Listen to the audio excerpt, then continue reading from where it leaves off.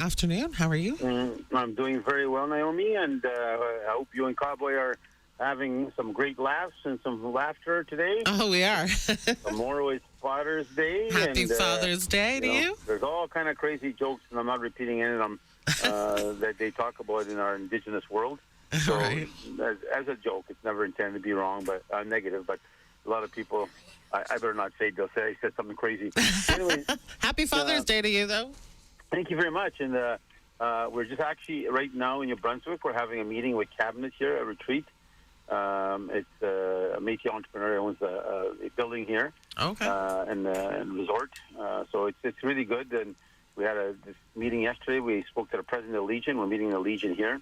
And it was really interesting to hear the struggles of the Legions here. The same thing is happening in the West, where Legions are really struggling to keep their doors open, to keep their message alive, to keep their voices alive, the importance of recognizing and respecting veterans. So it's a struggle to these institutions, I think, each and every one, right from the president here all the way down to other associations of legions in Canada, because we need to remember that they try to keep the memories alive and the stories alive. And for us to always remember that, look what happened in Russia invading Ukraine. And it's scary to think about it. And look at the horror and terror that's going through Ukraine and the displacement of millions of people just because a tyrant decides he's going to show he has more power and more control and he wants more territory. So it does happen and could turn into something even worse. So these legions, we've got to pay kudos to them, and we're actually doing a fundraising here amongst we're finished our meetings, and then we have, some activity like crib tournaments and stuff going on and some other games, and everybody's chipping in to participate in the games, and all the money we raise are going to go to the Legion. So it's really, I think, heartwarming, and I think our cabinet's going to be discussing that today. I'm going to raise the issue of the Legions back home. We supported, for example, the Legion in Chartrand, and we got good feedback from the people, and we're very pleased that the Métis government was there to help the Legion in their time of need and desperation of trying to upkeep their buildings, their infrastructure.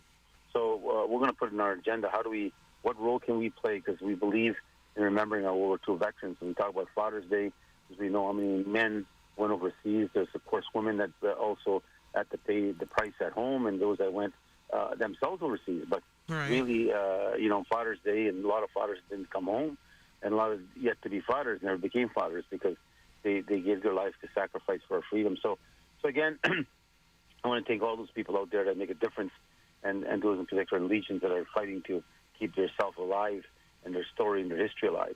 Also want to send condolences on behalf of the cabinet. We have in closing prayers today, we'll be again saying our prayers to the city of Dauphin and the 15 people for sure that perished in the bus accident. Yeah. That's it's 15 elders, these are survivors that suffered and hardships and worked hard to make their family what it is today. Yeah. And that's, these are the history tellers, the storytellers. So all of these leaders of the families, usually the elders are leaders, and whether Métis or not, they're still the power of the family. Yeah. And losing so much in one shot is devastating for sure for the town of Dauphin. We had one of our Métis citizens also perish in that accident. Oh. Our condolences have gone to the family. We're also putting all of our billboards up, sending our prayers to all of 15. You'll see that campaign right across Manitoba. We want to put down our flags this coming week, hang them down, half mass for all those families. And as I said, there's a lot of Francis is really working hard in the region, making sure that we're there to help with the mental health issues that'll come with this. There's going to be a lot of hurt, a lot of pain, a lot of hardship. So we're doing our part. Our billboard in Dawson's already sending a message of, again, condolences and sorrow to all the families and those that are fighting for their life in hospital. So, again, our condolences and our prayers go to each and every one of them. It's truly a sad day for the province of Manitoba and also for Canada. That's a lot of loving people that they're going to have to say goodbye to that have gone too quick and too fast. Also, there's a issue that people have been probably reading in the media and Twitters, and where Ontario First Nations have gathered all the chiefs. They've been in dialogue with us, recognizing Red River Métis, clearly as Section 35 rights holders and historical rights to the lands in the West, because we own the lands. We're part of the First Nations relationship throughout history. We evolved, we supported First Nations in the West and worked with First Nations to defend ourselves and to now move forward on a lot of similar issues that we're fighting for as we advance in our rights in this country. But when we see identity theft taking place, I think all of us got to speak out on it. So we've echoed our support to the First Nations of Ontario. They've asked the Red River to support them against what the government of Canada is trying to do, passing the self-government treaty discussions with the Métis Nation of Ontario, which we know everyone knows, even Ontario, there's about 5,000 to 6,000 people which have no Indigenous identity inside of them, yet they have card-carrying members. And so they're voting on that, I believe, today, whether they should evict them out. And those people that are being evicted out are voting, whether they get evicted out or not. They're probably going to say no. But if they have the meeting in a certain location, they may be able to pull it off. But aside from that, there's even another clause in there where it tells that the Métis Nation of Ontario will determine and design their own definition. So you can see why the First Nations are upset. You can see why they're coming saying, look, you were never here. Like, where the hell did you guys come from? We were here for hundreds and hundreds of years. So where the hell were you? So that's the same message we gave you. Remember, Naomi, why we left the Métis National Council, why people said to leave, because these are not Métis people, and they're going to cause great strain to the Métis of the Red River. They're going to cause stress to us and also some potential conflict because they're going to come with these non-Métis people, no connection to our history, no connection in any form, and they're going to come along and try to steal their way through the back door and steal our nationhood. They're already stealing our culture. They're stealing our beating. They're stealing our name. They're stealing our heroes. Like L'Oreal was never there with them. It was Gilbert Gimon, Cuthbert Grant, all these Ambrose Lapine. You look at all these different names throughout history, and not once were any of them involved in this fight for protection of our identity and who they are. So you look at all of those things. It's clearly an example where the Métis Nation of Ontario is trying to steal not an individual, an entire nation's identity. So, we stand with the First Nations of Ontario, and Métis Nation of Ontario is a deadly, dangerous precedent being set where they're going to allow people to come in that aren't Métis, steal what we've been waiting 200 years to find our place in the Federation, steal our health resources, steal our education resources, steal our economic development resources, all of these things that do not belong to them, and they're going to try and steal them through the back door to Métis National Council. Now, we know they got the support of Audrey Patra, President of Alberta. They got the support of Glenn McCallum from Saskatchewan. And I haven't seen them come out yet supporting Ontario against the First Nations, so I'm looking forward to them. Now, they do it in the back doors. They've done it with Canada. They've done it with the Prime Minister. They did it with Minister Miller. They wrote letters saying they support Ontario. Now, come out in the public then and say you support these people that are not Métis. Because they're not. And they're going to steal from your families. They're going to steal from your communities in Saskatchewan and Alberta. So, again, we'll stand with the First Nations. We've been dialoguing with them in Ontario, and we'll stand with them that they have a good, solid argument, a solid position to challenge Ontario because they're not Métis people, they're not our people, and they're trying to steal our identity. So we'll see where that plays out. Apparently, the minister is going to meet with the chiefs of Ontario on Monday. They're trying to install this new legislation or tabling of a potential treaty with Ontario on Monday, on the 19th. So that's why the First Nations are so upset, saying they've never been there. There never was us. There was never a Métis people there. And all of a sudden they come out of nowhere. So, and the government's willing to support them and then give them the power to create more and more different people that are not us. Right. They'll have control of definition. So anyways, that's a big issue. Now, another front, of course, I was quite proud to see Mr. Goodon in ribbon cutting ceremony at Eugenie Street. Of course, six units in that one, and people are so pleased how beautiful they are. So people are already moving into them, and kudos to that. And of course, you're going to see more and more of that happening throughout the entire province as we build more houses, apartment blocks, and also we're building again. Selkirk is full steam ahead. We're building the greenhouses. This morning in cabinet, and since yesterday afternoon, we've been talking about where do we all structurally redevelop an economy in rural Manitoba, because we're worried about 70% unemployment in our villages, and how do we reinstill some opportunity. Some of the things we talked about, just a quick reaction, just on the fur buying. We spent $500,000 buying furs already. That's a powerful That is a lot of money. Wow. That's in a year. So we spent $500,000 buying furs. The Métis fur trappers are so excited about it.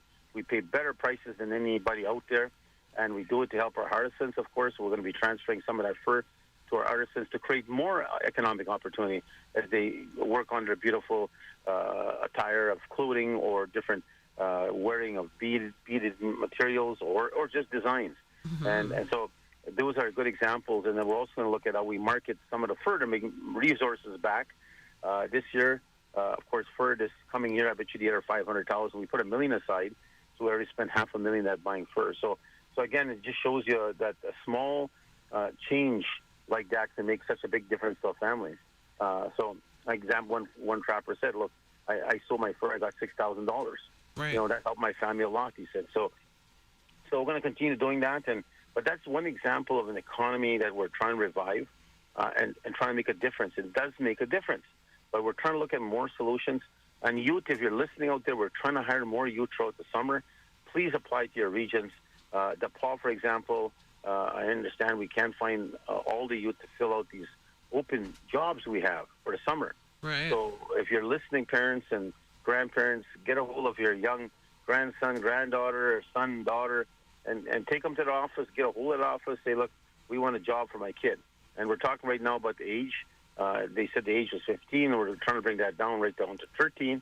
And so our cabinet's working on that right now. But clearly, we want to make sure that everybody's working. Same thing when we created the other job opportunity where we said, let's hire some youth to start cutting the lawns of our houses, shoveling the snow in the wintertime. And they're paying them good money. And so there are many taking on the challenge, but there are many that's not. So we're saying to ourselves, why aren't they taking on this opportunity to bring extra money? And so some of the issues that were raised is that we understand we fought with the province years ago and we tried this, and they started trying to claw back their welfare. And we said, that's ridiculous. How can you claw back welfare? So we're going to sit down with the province to make sure that's not an issue, and that's not an issue for parents to worry about. Now, let's not forget July 15, 16, St. Madeleine Days. I had a good chance to speak with the Premier. I've raised the issue of the Premier that we need St. Madeleine back, and we want it back so we can continue in the future to develop long-term strategies to remember and never forget what they did to us in St. Madeleine, burning our entire village down for cows and our school, our church, ripping it all down, and just for cattle to graze. That's how little they thought of us in 1939. And so we need to make sure now we rebuild, not the community, rebuild the message, the memory, and maybe we'll build some infrastructure there for annual events. This year, of course, July 14, 15, and 16, that's going to be happening in St. Madeleine. We'll be there. Oh, by the way, for people listening, there's a $5,000 blackout. It's free to get in, not free to buy cards. You got to buy cards. But it's free to drive in there. There's no cost to come and enjoy your St. Madeleine Days. All of our music, our food, our talent is going to be in display. But they're going to have a bingo there. And I know one of the blackouts is $5,000. Oh, wow.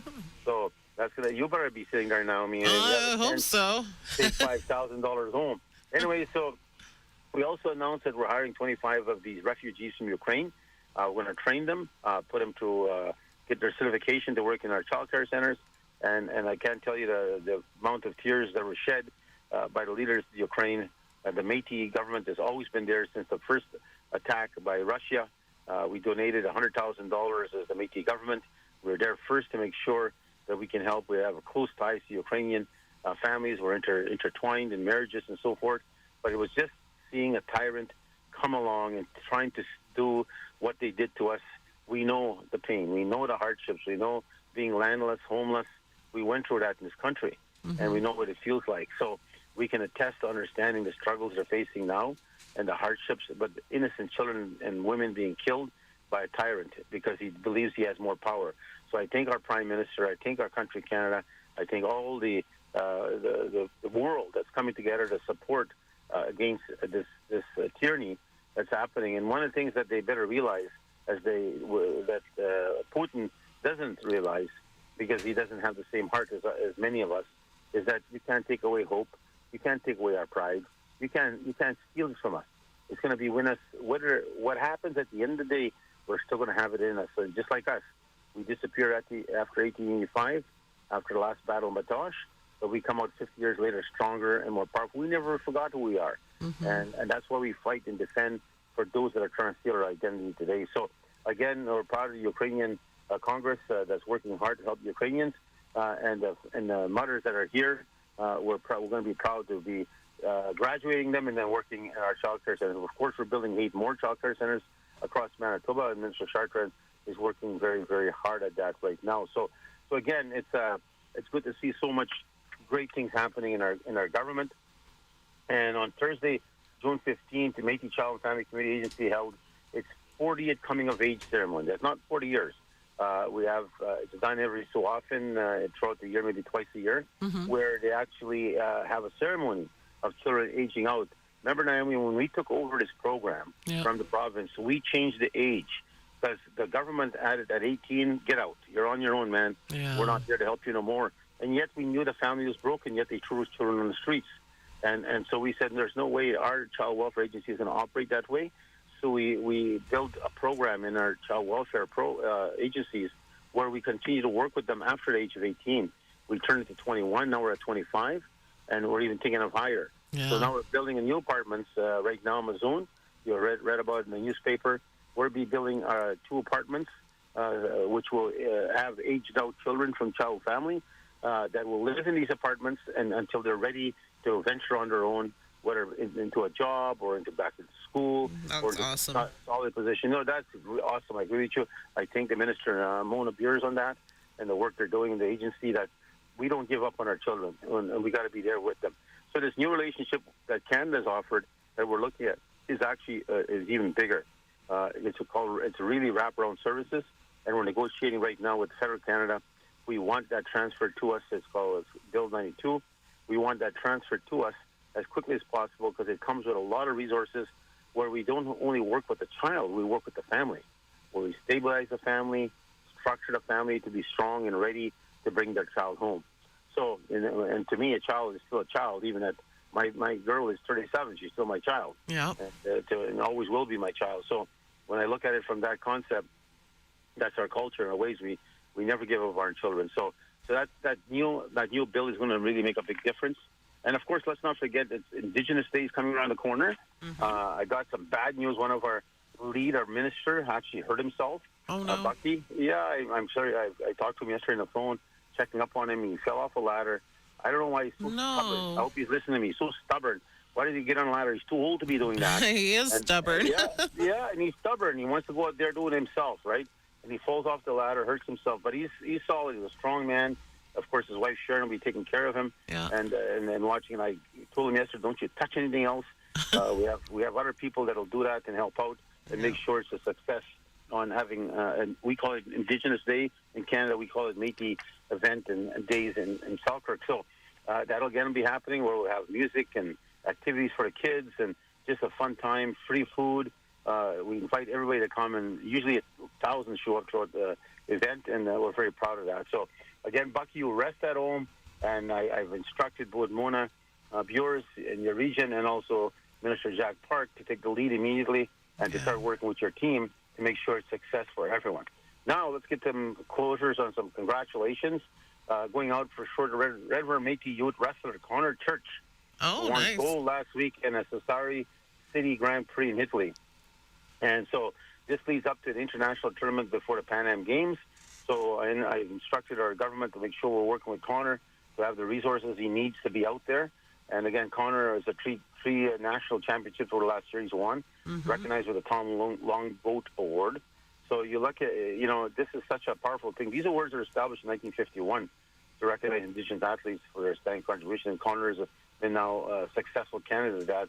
But winning in Italy, the gold leads him to international, the Pan Am. So awesome. Kudos to you, Connor, and your family, and we will be supporting for sure this athlete to make sure he can have all of the assurances that he's going to be in the Pan Am Games and not worry about can he have the resources to afford it. So we'll be making sure we're there to help our athletes. Nice. Now, on another note, I want to say some happy birthdays. And Wendy is here again. I don't know if she's sneaking in here twice, and she get a call to remind me. I said happy birthday to her last Saturday, but she's on here again. Anyway, so also to her sister, Julie Pranto, we're celebrating her birthday on Friday, June 23rd. Happy birthday, Julie. Happy birthday is going to Finnewan Secretariat Elder Barbara Bruce. Was always at our annual assemblies and local meetings, and strong advocate for the LGBT plus 2 community. And again, very powerful lady in the Métis community, and somebody I care personally myself with my wife, good relations and good friendship with Barbara Bruce. Yep. Happy 53rd birthday to Alison Walters McKay, another, it's Elder Linda St. Cyr Seric's daughter. And happy birthday, I hope you're listening from me and Gloria also, not just from the government, to Ellison. I hope you're listening, Ellison. And her birthday is on Saturday, June 17. Happy 96th birthday is going to Melvina Spence from Ashland, who is celebrating her birthday on Wednesday, June 21st. Happy birthday is going out to Linda Demeray. You know, she's retired from our government, and she's celebrating her birthday on Friday, June 23rd. So, again, you know, you look at these happy birthdays. These are the times families get together and show their love to their family member. And it's great to see that when you have 92-year-old like Melvina having a birthday, it makes me proud. And also, I want to send prayers out and a big personal from myself as president to Rose Boudreau from my family. 95 years old, but she's in the hospital. And, of course, we play one of her recorded songs on our show. And so I want to make sure we send that out to Rose Boudreau. Get healthy, get better. Send prayers to the Boudreau family. She needs support, all the support she can. And this is when we care, as always care, no matter what. It's when we worry a little bit when they're in hospitals and that things can get better. But now we have some condolences. Condolences going to the Dudian family. Keith Dudian began his journey to his new home on Monday, June 12th. That's, of course, Clint's family. And, you know, you look at the families like that. These are sometimes, in our words, legends in the music world and in the world itself of just being the family name carries so much power and weight. The Dudian family carries a lot of weight in the Métis community. So also going out to the Sanderson family, the loss of Russell Sanderson, who was 95 years old. So, again, to you, Russell's family, I know that my son-in-law, his family side, John and Ron, and Ron took Hill. I really feel sorry for her.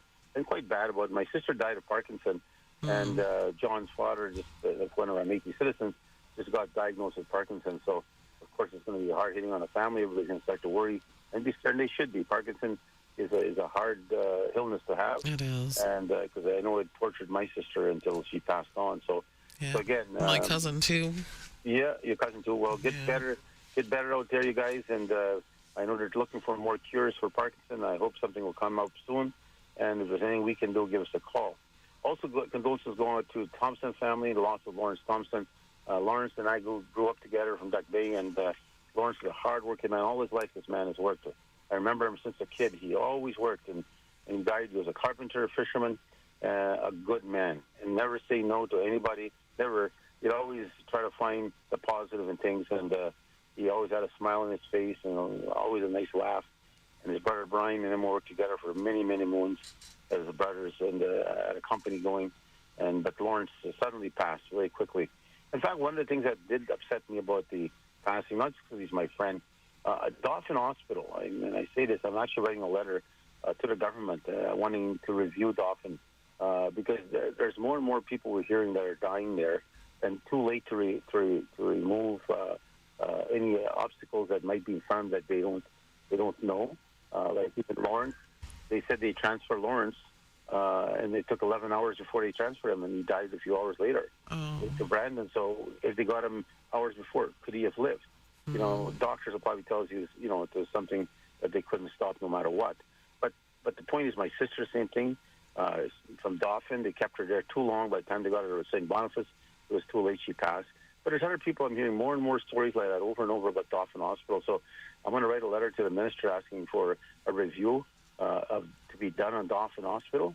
What and see how many deaths have occurred because of the failure of the hospital to react fast enough, or they don't have enough resources to act fast enough, right, or enough skills. So what's the issue? But at the end of the day, we cannot be trusting a situation where we're seeing people that are going to hospitals and end up dying when they may not have died or could have not have died based on a different reaction from a better hospital. So again, I'll follow up on that, not just as Lawrence. I want to say, he's doing because his friend. No, my sister died years ago. I didn't deal with it then. And there's other people, as I said, that brought issues to us that they're very upset with the Dauphin Hospital and the way. And I don't want to speak negative against nurses and doctors. I'm sure they're trying their best. And it's been a hard time for them during COVID. It's been very hard for them just in the health sector as a whole. There's more chronic illnesses. Our Canadian population is aging faster, and is there more need for the hospital? So clearly, at the end of the day, I'm not there to shoot down hospitals and those that work in them, but more importantly, do they have enough resources, or is there an administration issue, is there a policy issue that's causing this reaction to be so negative, and causing potential harm to families? So again, I send that message out loud and clear. I will be following up with a letter to the government asking and requesting an answer to that question. So again, also don't forget, I think Father Archbishop Gagnon is in Duck Bay and Camperville. He's doing services today on Father's Day, and that's tomorrow, I believe, right? Tomorrow, yeah. Tomorrow at 10 o'clock. See, Court says today in Duck Bay, so I don't know if he's doing it today. That's what it says to me in my update today. Oh, okay. At Camperville, 10 o'clock, Duck Bay, 1 o'clock. Hot dogs, water, snacks, and everything will be available free from the Duck Bay local in the Northwest Métis Council. They're making sure there's going to be snacks and water and hot dogs for everyone. So again, Archbishop, I want to thank you for going all the way to Duck Bay in Camperville and showing that even though they lay underground, all those parents, fathers still matter. And this is a special time for children and their wives and daughters and everybody to get together and say, clean it. And what I'm proud of with Duck Bay, I'll tell you that's one thing. Even though I get upset right now, there's so many, in my view, internal fighting that's happening to the families which shouldn't be there. It's not the way we were raised in Duck Bay. But one thing I'm proud of there, Duck Bay, you go to our graveyard, it's beautiful. We maintain our graveyards, we take good care of our graves, and we make sure that everybody's there. So again, don't forget, Jenny Crouchy got honored. Yeah. Fires burning on Tuesday, so let's not forget that. The Victory of Frog playing on Monday, don't forget that. Mm-hmm. They call it the massacre to make it look bad, right? So they call it the massacre of Seven Oaks, and that's what the government wanted us to look like villains, to look at the evil people. Because they wrote history, and they called it the massacre of Seven Oaks, and we call it the Victory of Frog Plain. That's right by the Green Bar Hotel, and there's some monuments that took us 200 years to change. 200 years we never gave up on changing to tell the truth and the true story. We were not killers and massacres. We're actually fighting to defend our right to free trade and to keep our families in place. And they shot and killed us first before we killed them all. Yeah. So, but Jeannie Crouchy, congratulations again, Jeannie. Oh, it was so nice to see her. I was there, so it was great. Awesome. She's a legend, as you know. Yeah. And her bead work will go on, and stories will be told. I have the property of Jeannie Crouchy. I wear in my mom's story in the back of my vest, and I wear them proudly today. And there's so many newcomers coming that Janine has touched, whether it's Amy McPherson or other people that are coming out. Beaters everywhere, including my niece, Marissa. She's learning how to bead and selling some of her products and giving lots of it away. But clearly, at the end of the day, we're buying a lot of beadwork today at the store, at our Meadow store, and I could show you time and time again how much more people are requesting more beads, more supports, because it's reviving, and that's one of our beautiful histories and cultures and stories we tell through beadwork, and that's something that we need to support. So again, kudos to you, Jenny, and everybody else, all the beaders out there, and again, thank you for Keep the Fires Burning. That's a great program. I really appreciate the program they have, and reminds us to remember our people before they pass.